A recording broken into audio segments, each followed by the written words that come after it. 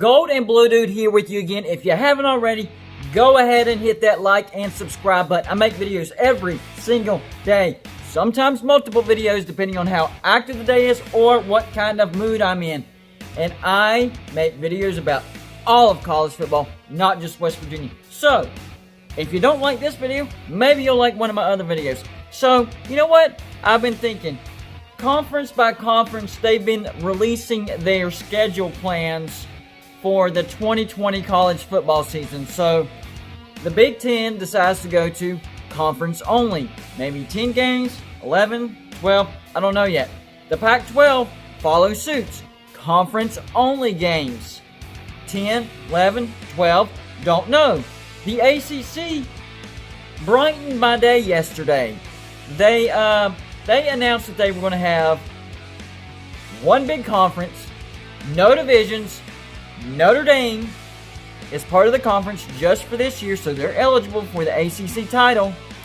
And to go along with those 10 conference games, they allowed one game for their ACC members to choose, but that game has to play in the state of that particular ACC team. It doesn't have to be another team in the state, but if they choose a team out of state, that team has to play at their place, and of course has to be cleared and all that other stuff.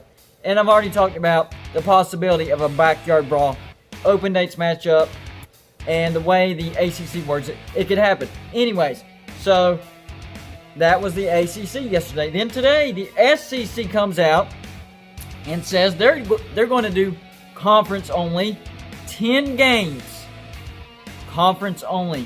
Well, yesterday the ACC left the door open for in-state rivalries, even if they're in a different conference, as long as they're in-state.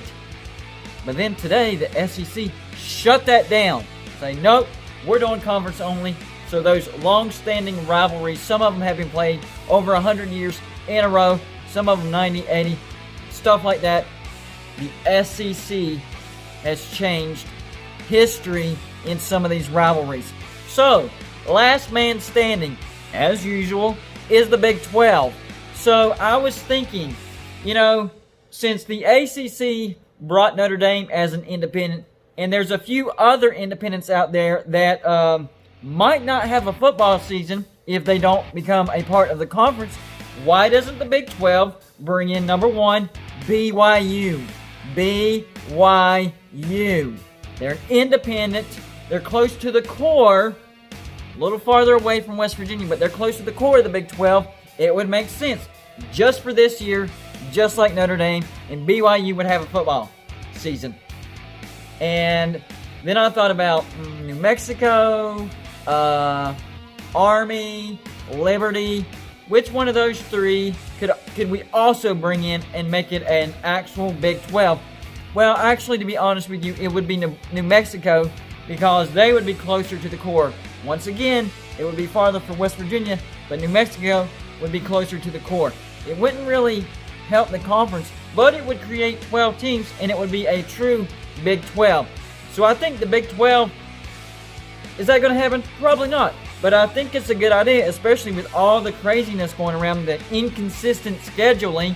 I mean, what is the season going to look like? This is why I said the NCAA should have had plans before the season started, because now each conference has a different plan, and if they would have had a plan B before the season started, instead of, I hope this thing goes away, I think the Heat will kill this thing, or maybe it'll dip down. It didn't happen, so there is no plan B. So now all these conferences are doing different plans, and I don't even know if it's going to work. So since all of that craziness, I think the Big 12 should unleash a bomb as well, a bombshell, as far as, bringing in BYU and bringing in New Mexico. I know New Mexico's not that great, but hey, let's make it a Big 12, the actual Big 12. So, could the Big 12 go to conference only? Yes, and if they do, backyard brawl off the table. Marshall for West Virginia off the table. But it is what it is. So, stay tuned, and we'll see what the Big 12 decides. I bet it'll be interesting.